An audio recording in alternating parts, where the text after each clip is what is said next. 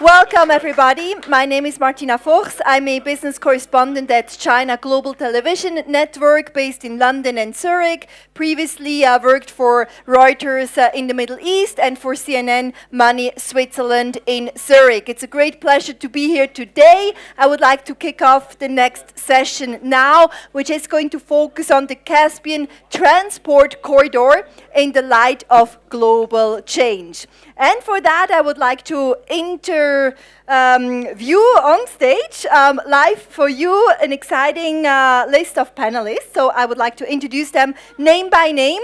Mr. Badat, who is currently on the phone, closing some deal probably along the Caspian transport corridor. He will be with us. Dr. Andreas Baumgartner, former partner of the office of Tony Blair and Tony Blair Associates, advising governments of Kazakhstan and Azerbaijan. Please join me on stage. Matthew Bryza, former US ambassador to Azerbaijan, former deputy assistant secretary of state for Europe and Eurasia. Vladimir Kotenev, former ambassador of the Russian Federation to Germany. Welcome, gentlemen. Mustafa Mastoor, Minister of Economy of the Islamic Republic of Afghanistan. His Excellency, is he here already? Not yet? Okay, yeah, Davos corridor is not very fast. Please, Badat, you are already introduced. Everybody knows you by now. Miss Tatyana Popova, lady, join me on stage. She's the CEO of the Agency of Strategic Programs, straight from Moscow. Murat Seitnepesov, chairman of the organizing committee of the Caspian Week. You don't need an introduction. Taleh, Ziyadov, director general, Baku International Sea Trade Port from Azerbaijan. We have a very diversified panel here. I don't know if we do this standing, but I think that gives us a little bit more flexibility. We do have chairs, so maybe we just step forward, but in the interest of time, I would like to start this right now. We have no time to waste, it's Swiss time. So, I would like to ask each of you panelists the first question, which is, how are you or your company involved in the Caspian transport corridor? Why don't we start with you, Badat? Microphones, please. Where are the sound technicians? How many mics do we have? We need as many as possible. All right, but there you go. So how are you involved in the Caspian transport corridor? Well, you see, I'm here today representing FIATA. FIATA is the world's largest logistics organization, and it represents hang on, I think we can take a seat now. Please, gentlemen. I can be standing, no problem. Yes, you represent FIATA, and what are you doing along the Caspian transport corridor? Yeah, what we're doing basically is we're FIATA is as I said, is the world's largest logistics and transport organization. It is in our interest to foster and promote connectivity on a global level. Caspian region itself has been disconnected or has got a large disconnect. It's a landlocked area, and therefore the disconnect is very large. There is a lot of effort going into creating connectivity with road structures, railway, pipelines, transmission lines. So out of the 7 modes of transport, I think 5 modes are being addressed in this area. So I'm sure waterways are not probably as prominent over there, and the air corridors would be different. But there's a lot of corridor diplomacy going on there. There is pipeline diplomacy going on there. So a lot of things are happening. So as far as the organization is concerned, we are the parent organization of the logistics industry, and we are working with different countries in the region. A case in point, Turkmenistan is the country we worked with recently in trying to develop their infrastructure, in soft infrastructure in transport and logistics. Yes. Matthew, you obviously have a long experience in that part of the world as well. You've been former US ambassador to Azerbaijan as well. How are you today involved in that part of the world, especially along the corridor, and maybe also what are the US interests there right now? Sure, I'm involved maybe in three ways. One is academically with the Atlantic Council and analyzing and looking for business and political opportunities to foster regional cooperation. Second way is I have a joint venture based in Istanbul with a Finnish company that provides various environmental solutions like cleaning up oil spilled on land in the sea. Azerbaijan has legacy oil waste dating back to the first oil boom in the 1850s, and there are lakes of oil to clean up there. And then the last way, the third way, is together with Azertelecom, and in terms of this MOU just signed. And what's happening, Azertelecom is spearheading the development of a fiber optic linkage between data centers in southeastern Europe and Bulgaria with Georgia, Azerbaijan, then under the Caspian Sea, Kazakhstan, Turkmenistan, and then onward, eastward, and then developing further the internet marketplace in Central Asia. And the whole idea is that the closer the data centers are to the market, the less latency there is. So it means you have higher quality data transmission. And so eventually, we hope we could build, or they hope they could build, because I'm just consulting, build data centers somewhere in the South Caucasus as well. It's all about connectivity, that we know as well with the One Belt, One Road, or Idai Ilu from China, right? Now, Taleh, of course, you work at the International Sea Trade Port organization and talking about sea connectivity, water connectivity, transportation. The corridor is key for you. I will just mention briefly. Gentlemen, ladies over there, could we please have a little bit of silence to respect the panelists? Great. Taleh. All right, explain, Hello. give us an update on your projects and investments there. I actually had two maps, and if I could pull them up so that for the audience to understand this. We have discussed about landlockedness, Silk Road.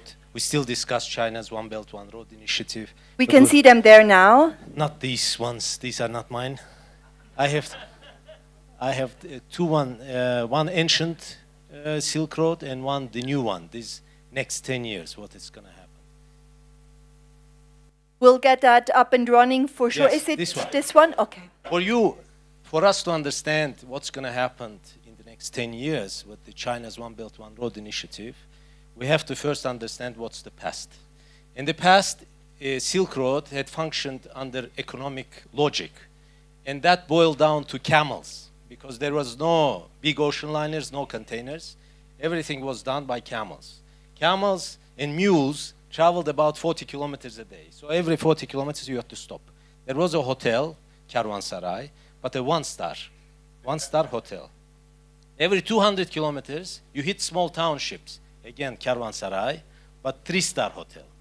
Your destination, first destination, was about 1,000 kilometers away, which was big megapolis. This was five-star. And you as a trader, you passed during your journey only 2, maximum 3 hubs. So Bukhara, Samarkand, Merv, Baghdad, Aleppo, all these were 5 stars. Action took place in 5 stars.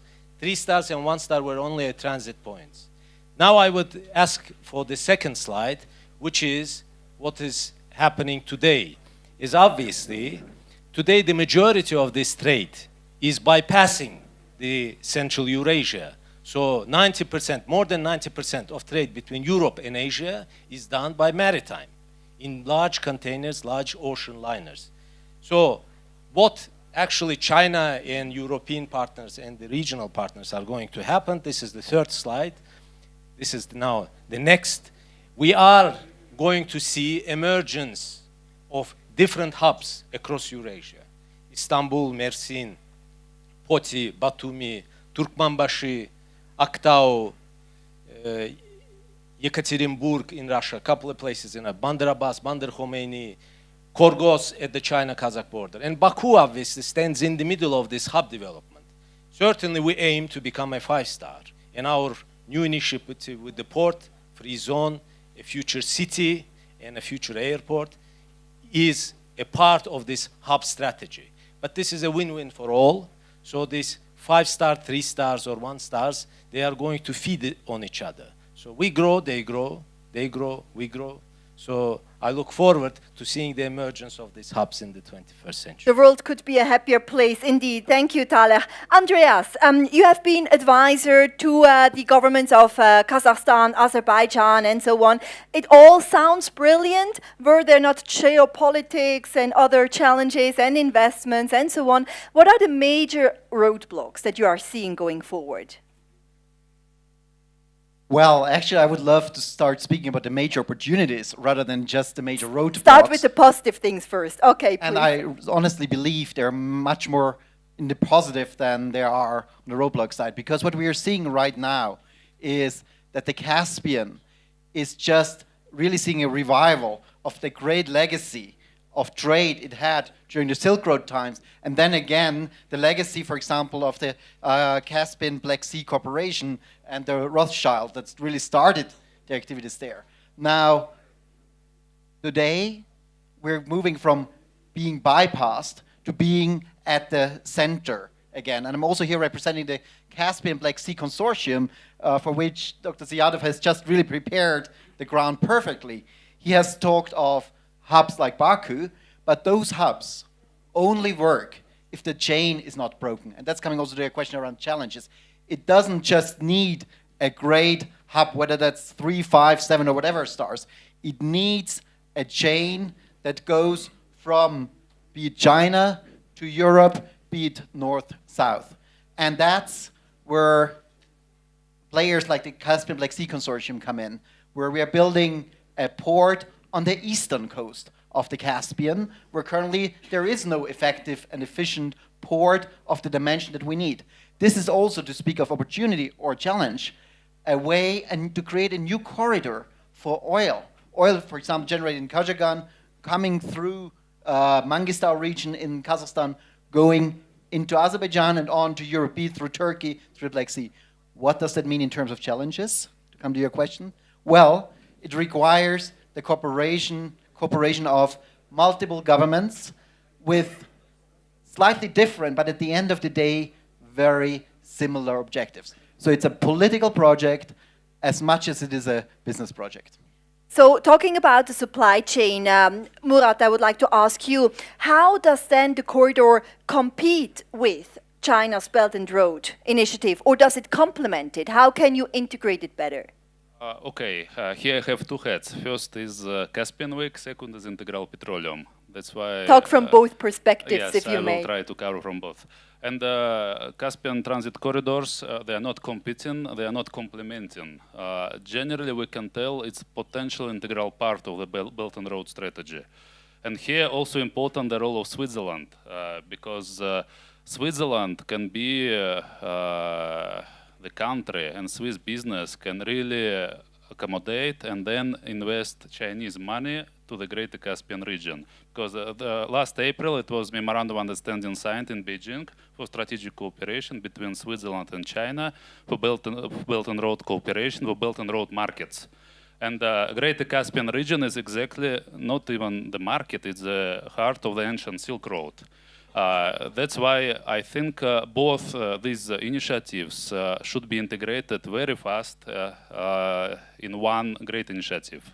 Thank you. In that sense, I would like to give the word to Tatyana Popova, because she will introduce you to a very specific and practical example of what's going on the ground that you are working on. Please. Thank you very much, Martina. First of all, I'm very delighted to be invited by the organizer to be here. And thank you so much for this great opportunity. You are doing such an amazing event, so I'm very pleased to be here. So our company working together and under government of Russian Federation and of course together with the Ministry of Transport of Russian Federation, our aim and goal is to develop inland waterways of Russian Federation. And I would like to talk a little bit more about very interesting and important project for us. Can I have a next slide, please? We have the slideshow of Tatyana Popova as well. I have a very short presentation. Yes, I think it's up and running. Yeah, so I have a very short presentation. My topic is international transport corridor, north-south via Trans-Caspian Road. So basically why it's important, we are expecting the growth of non-energy export by 2024 up to $250 billion, including industrial products and agriculture products. And we truly believe that the key and important role is river transportation. Also, I would like to give some figures. What is the potential of river transportation? As we can see from the slide, it's up to 20 million tons of export and transit to Iraq, Afghanistan, Pakistan, Kuwait, Dubai, and India. So it's a very important project and very essential, I believe, for all countries around this road. So as we can see from the map, that the South Sea Road, of course, much longer, and the beneficial thing that the cargo delivery time can be 17 days instead of 35, and of course the cost of delivery less than $1,500. So we believe that this way is one of the main roads for transporting goods from India, Southwest Asia, Africa, the Middle East to Europe and back without the Suez Channel. So this project for Russia right now is very, very important, along with Northern Sea Road and Trans-Siberian Railway. Can I have a third slide? So, and here I just would like to show that we have a lot of different partners and countries who would like to participate and work together, because we believe that it can be beneficial for everyone. And this slide shows us that we agreed and signed a document with the Association of German Carriers, and we're happy and will be happy to work together. And what I personally think, that this road can be next step for sustainable development transportation for all parties around all these countries who are involved. So thank you very much. I'm so happy to be here, and we are open for any cooperations and partnerships. Thank you very much. Thank you very much, Tatyana. I'm sure you will get a lot of interest after that panel discussion, hopefully a lot of partnerships. Vladimir, I would like to come to you. You're the former ambassador of Russia to Germany. What kind of connectivity are you seeing, for such projects? What kind of potential are you seeing? And what are some of the worries that you have as well? Well, we talked these days a lot about this connectivity and about the development of Eurasian regions. My vision is first the time came for really a Eurasian, very wide Eurasian cooperation on our in our Eurasia, because in Switzerland, in Central and West Europe, you talk about Europe, but Europe is much wider. Europe is just subcontinent of Eurasia. So I think this cooperation and the combination of OBOR of China, People Republic of China, with some project of Russian Federation, of Caspian powers, of Black Sea powers, and so forth. It will be the future for a world economy, and a great project, especially in infrastructure. All that what Mr. Badat told us will be the trigger for the world economy in the next decade. That's why I believe and I hope we can also connect such initiative like Black Sea cooperation. There is an organization, it exists since years and develops programs with the greater Caspian region, and this combination can bring more ideas and more common projects. I would see, for example, the highway around the Caspian Sea. As we have this idea, and we started already these works in the Black Sea cooperation. Thank you very much. So what does the panel think what needs to be done in order to implement such a huge, massive project like a highway around the Caspian Sea? For example, Andreas or Matthew, what do you think about that? Oh, you pass. I've never thought about it. Okay. I've never thought about that idea because it seems so daunting politically. Politically, why? Different interests? Yeah, the countries haven't worked well together around the Caspian, yeah? Uzbekistan, granted, is not on the Caspian Sea, but it's right there in the neighborhood and is important to all these regional interconnections. And until the current president, Mirziyoyev, was in power in the past, President Karimov was blocking a lot of this sort of cooperation. So the patterns, the muscle memory isn't necessarily there. As we talked about yesterday in the context of Afghanistan, there needs to be, there's a chicken and egg dilemma. And as Mr. Badat likes to say, to foster political understanding, to reduce the risk of instability and warfare, the countries need to have a pattern of cooperation based on interconnectivity, in terms of transportation and logistics lines, so they have something to lose if there's conflict. But you can't get those patterns of cooperation as long as there's conflict. So if that can be achieved, it's great, but I think it would be really a difficult thing to achieve. But you are nodding, and Andreas as well. Andreas first. I would strongly agree. It's very difficult if you look at the historic track record, also at the widely diverse interests of the various players in the region, and also some personal preferences, let's call it that way. That being said, at the end of the day, if there is something to lose by not cooperating, that might actually be the engine that we need to strengthen cooperation. And I would like to look at the glass more than half full in this case. We have had the Caspian Seabed Agreement relatively recently. Now, 5 years ago, people said, well, that's never going to happen. And honestly speaking, it looked for a long time as it would never happen. Well, now it is there, and it has already helped to get a number of projects rolling by creating clarity. So maybe the glass is half full, maybe the glass is half empty, but there's at least some reason for optimism. Let's look at it as if it was half full. But let's zoom out a little bit and look at this Caspian transport corridor. What needs to be done on a practical level? More regulations? Do we need to cut tariffs for some of the maritime and transport companies that want to do business? What needs to be done now? Okay. You see, as my colleagues over here just said, there are a lot of challenges that we have to face in trying to foster an ideal environment, and it's never going to be ideal. So there'll be a lot of challenges to do that. The Caspian route, you see, a lot of they need to find ocean openings.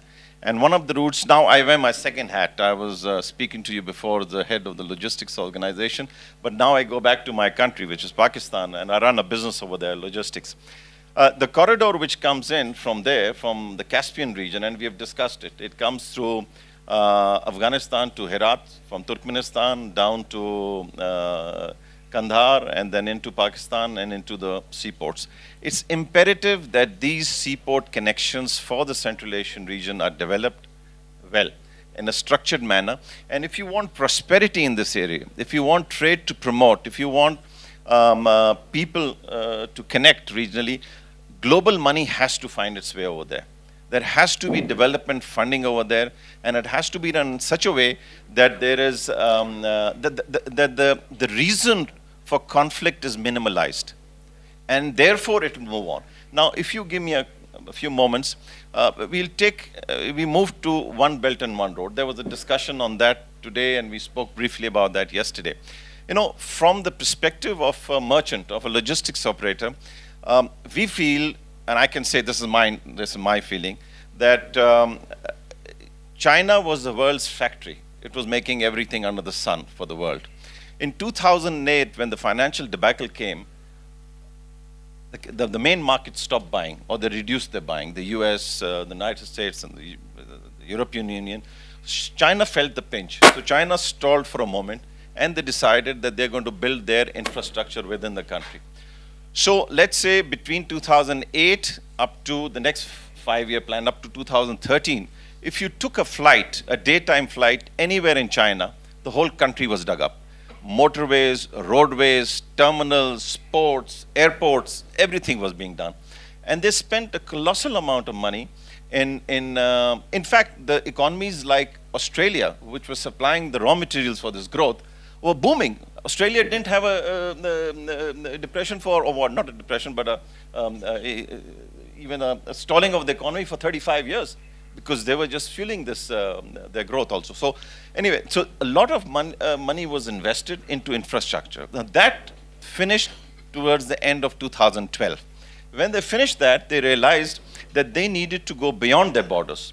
Well, that's where in 2013, the One Belt, One Road initiative was announced. And that initiative actually went across to the markets where their products are going to be delivered. So as we heard in the morning, there is a shift, a global shift going on. It may happen, it may not happen. But as business people, we are obviously an arm's length at politics. Politics is someone else's job to do. But as business people, we watch these things and we see that what is the next step or what's going to happen. So in that context, I think what they've been able to do and what they've been able to achieve is going to change the dynamics of growth in this area. And there will be a huge connectivity. It's already there. Now, I don't know about last year's figures, but year before last, China's from the east coast of China to the heartland of German industrial heartland, France, North Sea ports like Hamburg, UK, Italian ports like Trieste, they sent 3,750 trains from the east coast, which means more than 10 trains a day. And this was 40% more than the year before. So absolutely, a huge rise. I would like to move on to Taleh, because you work at an international association, basically, right, with the Sea Trade Port. And infrastructure investment is so crucial. It cannot only come from within the region, but it needs to be international. So how can you attract more foreign capital and boost cargo, transportation, and foreign trade? First, your first question before that got a pessimistic view from our Western colleagues. I would rather disagree. This region is going to boom in the next 10 to 20 years. And the conflicts, traditional conflicts and all that stuff, there has always been conflict on the Silk Road. Sometimes two Mongols brothers fought, one route was closed, the other opened. This will remain. In order to avoid conflicts, you have to harmonize a lot of things. And this harmonization is not done just by building a road. It's done by building hubs. For example, Port of Baku is built. It's quite modern, quite large. In 2010, Turkmenistan had no idea to building a new port. And we were concerned. Why? Because our throughput was going to be 25 million tons. Their throughput was 10 million tons. And there was a concern. There will be a bottleneck. What Turkmenistan did, Turkmenistan also built another large port. Now we are aiming to fill it. You see, initially there was no idea of trying to cooperate maybe, but now we both want to cooperate. 85% of throughput in the port of Baku is transit. So I automatically want to have good relationship with my eastern neighbors. Yes? And you also rightly pointed out that cargo from China to Europe starting to pass using railways. So what I showed you on that map, you have to change the paradigm of your thinking. You don't need oceans. A Chinese container comes to Baku in 6 days by rail cargo. Alternatively, through ocean, it comes in 30 days. So I can bring that Chinese container to Baku, open, take whatever is inside, add value in Baku, and then airlift it to Frankfurt, London, or wherever. I'm going to earn a time, so time-sensitive, perishable goods, high-tech goods are going to come, and certainly these hubs are going to create it, and then it's going to benefit all in the region. Tatyana, give us a sales pitch. Why should a European company invest in that region? You have an excellent network of contacts. You travel all the time. You're a very international lady. So why should people here invest? Thank you. Thank you for the question. First of all, I would like to say that Great Caspian region is essential for Russian Federation, and I also truly believe that only together and united we can achieve goals and everything. And definitely we should be partners with surrounding countries, every single country. So basically, in times of USSR, water transport was very, very effective, and it actually was on the first place along with other transportations. And as we have a project office, actually we have investment project office together with the Ministry of Transport of Russian Federation. So I'm working a lot with investors and investment projects. It's very important and essential to have something outside the Europe, because you know we have many possibilities in Russia, together with the Great Caspian region even more. And I believe, as we can see from the figures, that cargo and export, transit, everything will be increased. So it's a really huge opportunity for investors right now invest in this kind of business and areas. Vladimir, would you like to add something on that point? Thank you very much. Yes, indeed, I agree absolutely. Not only railroads create new markets, but also roads. If you get all these goods on railroad in Baku, you need roads to Iran, to Turkmenistan, to Russia, to Georgia, and so on. And I observe now in Europe, even in Europe, the new markets come to us, for example, with the trucks. Some prosperous Chinese in West China buy and order in Germany Porsches, and they will be delivered with trucks. And trucks come in 14, also in 2 weeks. In Western China. It's a new market because otherwise Chinese have to wait 40 days or longer of their very desired car. Thank you. Absolutely. I would now like to open to the floor for questions. I believe there will be a microphone circulating somewhere, and a journalist friend of mine who is just coming in there, I think also has a few questions to the panel. So maybe why don't we give the microphone to him first? All right. Please introduce yourself as well and who you would like to ask the question to. I'll do my best. Matt Bird with Equities News. This question's for U.S. Ambassador, former U.S. Ambassador Matthew. On November 27th, you wrote a very insightful report. Is Rosneft undermining maximum pressure on Venezuela and Iran? Could you expand a little bit about some of the players involved, including Instex?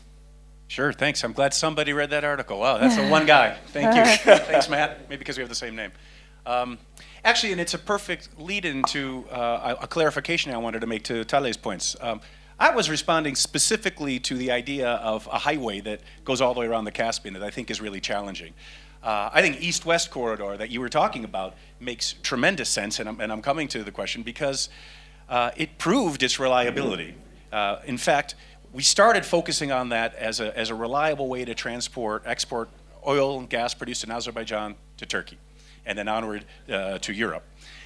Then on September 12th, 2001, so day after the attacks, I was working on President Bush's staff, and he got a call from then Azeri President Haydar Aliyev. And Haydar Aliyev said, "We are with you in response. We are opening our airspace, our land corridor, anything you need. We are there with you." And that turned out to be a major transport route for the U.S. and allies into Afghanistan. In fact, 1/3 of all equipment was moving through there to Afghanistan. So what I'm trying to say is the U.S. is far from the Caspian, but it actually has some strong views expressed in President Trump's sanctions policy. I saw a map up here before. It's kind of a blunt map. There was a map that had two big red splotches, which were sanctions on Russia and Iran, and if it gets up there, you'll see, again, it's kind of a brutal depiction, but there's a nice corridor without any sanctions, which is Azerbaijan, Georgia, onward to the... It's back up there again. It is, yeah. And so that's the corridor of the pipelines that the U.S. supported together with Azerbaijan, Georgia, and Turkey. And that's the route from the Georgian coast across Azerbaijan, Georgia, the Caspian, and then onward to Afghanistan. So today, Donald Trump, as I said in the previous session, is under lots of pressure about his relations with President Putin, and he's seen and accused by his Democratic rivals of being too soft on Russia. So he's applied sanctions, and he has a policy of maximum pressure on two countries, on Venezuela and on Iran. Rosneft is the economic lifeline for Venezuela. Rosneft provides not only a way for Venezuela to export its crude oil, the only company left, international company, to do that, but also is supplying Venezuela with its refined product, with its fuels. The only company doing that. Without that, I think you'd see the Maduro regime crumble. But there's no talk of sanctions against Rosneft. I'm not saying there should be. I'm not a big fan of sanctions. But there's no talk. So that is undermining Trump has also talked about maximum pressure on Venezuela. Okay, now finally, let's turn to back to the Caspian. In the case of the Caspian, there's been a huge expansion of the capacity of the port of Makhachkala, and our Russian friends maybe will talk about this. For 2 years running, the volume of oil imported into Makhachkala has doubled. Rosneft, its president, Igor Sechin, has said openly that we, my company, and our government would like to help you, Iran, undercut U.S. sanctions on you by helping you find ways to export your oil. Is that oil being exported via Makhachkala in conjunction with Rosneft? I don't know. I honestly don't know. But there have been some ships, some tankers involved, exporting oil from Turkmenistan, by the way, in a deal brokered by Vitol, whose owners are under sanctions. So is it possible that route, Iranian oil through the Russian system, is happening in violation of sanctions? Will President Trump have to do something against it? I don't know, but very last point, INSTEX. INSTEX, what is it? Is the instrument for trade through exports. So it's a EU initiative to help the Iran nuclear agreement stay together by providing a way also around U.S. sanctions by having a trade mechanism based on barter rather than the exchange of money, rather than cash. So the dollar, in this case, couldn't be part of that. Under EU rules, INSTEX cannot include oil. Tehran really wants oil included. So right now, as what I said a few minutes ago, Rosneft is looking for a way, it appears, to help Iran get oil included in the INSTEX EU arrangement to get around U.S. sanctions. Election year, with Donald Trump having to look tough against Russia, not saying that's a good idea. I'm not saying I'm in favor of sanctions, but I think this could become a campaign issue, and maybe in obscure circles like mine, or maybe there are Republicans out there, like the ones that formulated the sanctions against Nord Stream, that may be on the attack. So watch this space. Thank you. Sorry for that long response. Thank you, Matthew. Did you have another question there, Matthew? No. That's fine. All right. More questions for our panelists? Please just raise your hand, identify yourself, keep your question short, and then tell us who you would like to ask the question to. The gentleman in the back. Thank you. My name is Oleg Tsiola. We have a business here in Switzerland, and we're hoping to work in Uzbekistan. My question is an open question to the whole panel. I was wondering how you see cooperation in an information and digital space working to help promote harmonization. Would it be closer towards building a joint system that every country can participate in, or perhaps trying to bring closer together the regulations within individual countries so then it's easier for businesses to navigate the legal landscape? Thank you. So boosting digital transportation, basically, right? Exactly. Okay. Taleh? I can take on this because in last 3 years we have been working on this. We are creating, together with OECE, we work with this regional project. We have a port community system, which is a fully digitized automated system. Obviously, we try to share this with our Kazakh and Turkmen friends. So the first stage of it is to interconnect the ports. So now we are interconnected to, for example, Aktau, we exchange this IT communication, and all our manifests go to them and from them to us. Now we are planning to interconnect it with Georgian ports, but obviously for this to succeed, you have to have a platform. So when a container, for example, leaves China, I should, in Port of Baku, know when it's going to arrive to me so that I get my preparations. I think gradually, within probably 2 years' time, we are going to have that platform ready. And that should not be necessarily linked to one corridor. It's a platform whereby all logistic players, users are interconnected. So wherever you send your cargo, you have to know when your cargo is going to arrive. This is inevitable. This is the future, and we are prepared for that. Would anybody, yes, Tatyana? Is it similar to a river information system which is in the European Union exists? Something similar, yes, because we're also working on it in Russia. So it's a one online system for water transport. Basically that all, yeah, the logic is the same. So all cargoes, ships can do everything online. Very, very useful. So maybe you should discuss a potential partnership afterwards and team up together. Would anybody else on the panel like to discuss digital transportation and the opportunities there? No? Okay. More questions from the floor? Just Yes, add please. one element. Andreas. We're hearing a lot. I mean, the key topic of Davos this year is sustainability, reduction of the carbon footprint. In a way, you could look at this panel saying, what are you guys doing, talking about new pipelines, roads, railroads, etc.? Isn't that exactly contradictory? You tell us. Exactly. Well, I wish I had the perfect answer, but this digital integration is actually a way of making sure to at least reduce the footprint by optimizing processes. And I think that's where we still have a lot to gain, and actually to really start leading the way as we're building new infrastructure, more or less greenfield. Bader, let's pick up on this conversation because it is very important, and you are a transportation guru. So what about sustainable transportation in that part of the world, but also if you speak from a global perspective? I don't know about guru, but anyway, I'll try and answer this question. You see, environment is a concern which is global, but its impact is different in different economies. Where you have developed economies, your impact is the way you handle and the priority for environment is different. And in less developed countries, the priority of environment is different. So you cannot have a universal policy for all the countries. You have to see which economies can handle that better, or what is the trade-off. So if they implement a position or if they take up a position on the environment, it has to be a viable takeoff, a trade-off. So that is critical to any such solution. So there can be no single answer to apply environmental concerns on a global level. Yeah? Absolutely. We have, yes, Taleh?